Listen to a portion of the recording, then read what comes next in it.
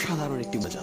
ইয়া আল্লাহ, আমি জানি না অতীতে আমি কতটা পাপ করেছি, কত ভুল করেছি জেনে না জেনে, কত নামাজ কাজা করেছি, কার কার গীবত করেছি, কত কি দেখি হিংসে করেছি। আস্তাগফিরুল্লাহ, আমায় ক্ষমা করুন রব।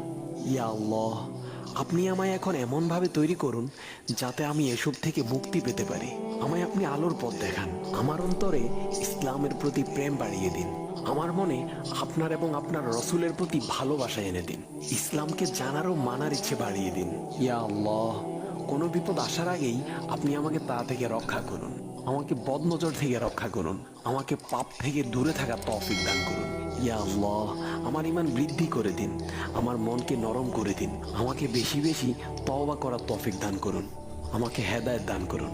আমিন। অন্যের জন্য শুভ কামনা করলে এটা ফিরে নিজের দিকে আসে, এটা খেয়াল রাখেন। এটা একটা লাইফ হ্যাকস শেয়ার করতেছি, আজীবন কাজে লাগবে। অন্যের জন্য যেটাই ভালো কামনা করবেন এটা ঘুরে আপনার দিকে আসবে। অনেকে বলে হুজুর ওর জন্য দোয়া করে আমার কি লাভ?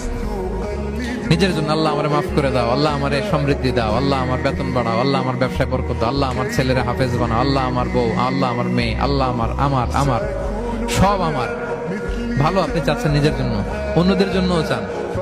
আল্লাহ আমার সব ভাইদেরকে মাফ করো, আল্লাহ আল্লাহ আমার গোটা মুসলিম উম্মাকে তুমি বরকত দাও, কল্যাণ দাও, নেতৃত্বে আসার তৌফিক দাও, আল্লাহ সবাইকে সুস্বাস্থ্য দাও। এটা ফিরে আপনার দিকে আসবে। অন্যের জন্য শুভকামনা বহুগুণ বৃদ্ধি হয়ে নিজের দিকে রিটার্ন করে। বিষ্ণু সাল্লাল্লাহু এটাই বলেছেন, মা মিন আবদিন মুসলিমিন ইয়াদউ লিআখিহি বিযাহরিল গায়বি ইল্লা ক্বালা লাহুল মালাকু ওয়া লাকা বিমিসলিন। কেউ যদি তার ভাইয়ের অনুপস্থিতিতে তার ভাইয়ের জন্য দোয়া করে, ফেরেশতারা ওই দোয়াটা তার জন্য আগে আগে করে। তাহলে অন্যের জন্য শুভকামনা করলে, দোয়া করলে লাভ না লস?